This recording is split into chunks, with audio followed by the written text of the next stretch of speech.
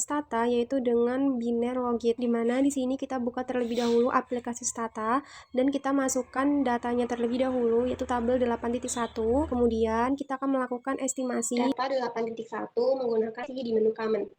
Di mana di menu command ini kita akan menuliskan metodenya, yaitu logit, kemudian ada variabel y dan variabel x-nya.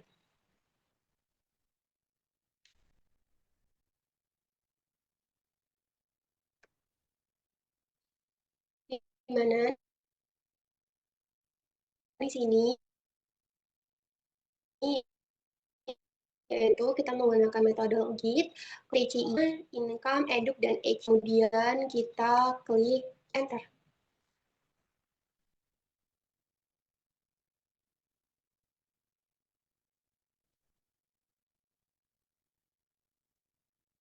Kemudian di sini akan muncul hasilnya setelah kita melakukan estimasi dengan biner logit, di mana untuk interpretasinya akan dijelaskan oleh rekan saya.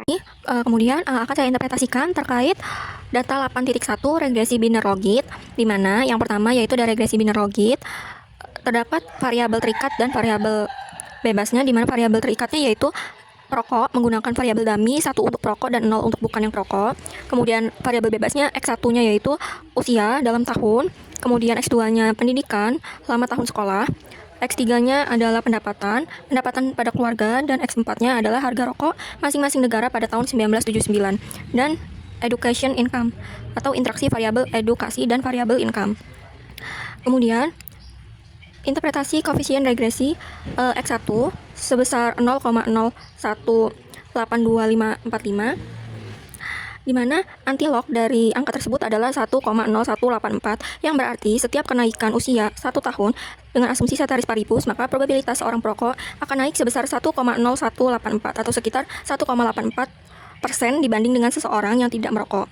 Kemudian koefisien regresi X2-nya yaitu sebesar 0,039456 setelah diantilogkan menghasilkan angka 1,00402, yang berarti setiap bertambahnya tingkat pendidikan seseorang sebesar 1 tahun dengan asumsi ceteris paribus, maka probabilitas seseorang perokok naik sebesar 1,0402 atau sebesar 4,02% dibandingkan dengan seorang yang tidak merokok.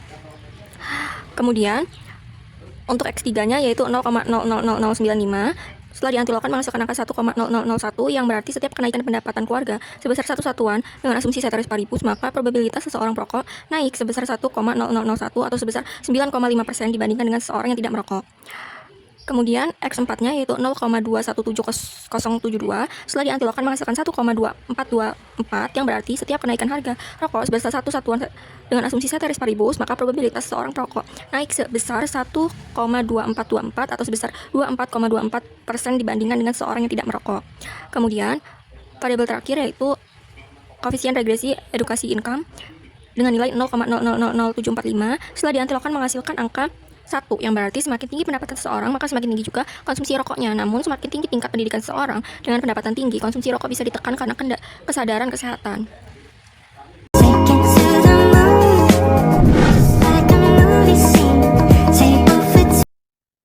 Setelah tadi kita melakukan pengujian menggunakan metode logit, selanjutnya kita akan melakukan pengujian masih dengan menggunakan data yang sama, yaitu tabel 8.1, tetapi di sini kita akan menggunakan dengan metode probit.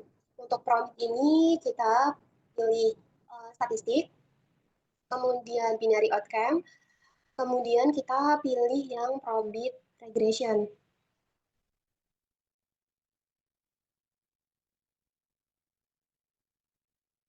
Setelah muncul tampilan seperti pada layar, kita akan mengisikan variabel y-nya, yaitu di dependent variable, di mana di sini menggunakan variabel smoker sebagai variabel y-nya, dan untuk independent variable yang itu variabel x-nya, kita masukkan semua variabel yang ada di sini kecuali smoker. Kemudian untuk offset variabel ini kita kosongkan saja dan kita klik OK.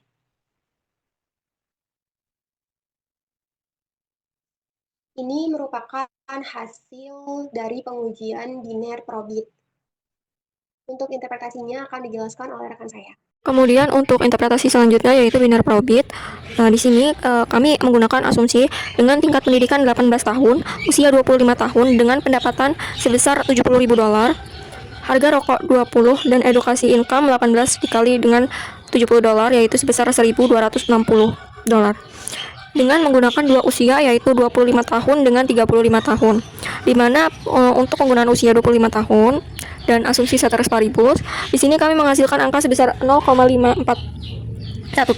Kemudian setelah ditabel Z-kan menggunakan tabel Z satu arah menghasilkan angka 0,2054 dan dengan menggunakan usia 35 tahun dengan asumsi ceteris paribus di sini kami menghasilkan angka sebesar 0,0998 dengan setelah dilakukan perhitungan tabel Z menggunakan tabel Z satu arah menghasilkan angka 0,0359 di mana terjadi kenaikan dengan perubahan usia ini.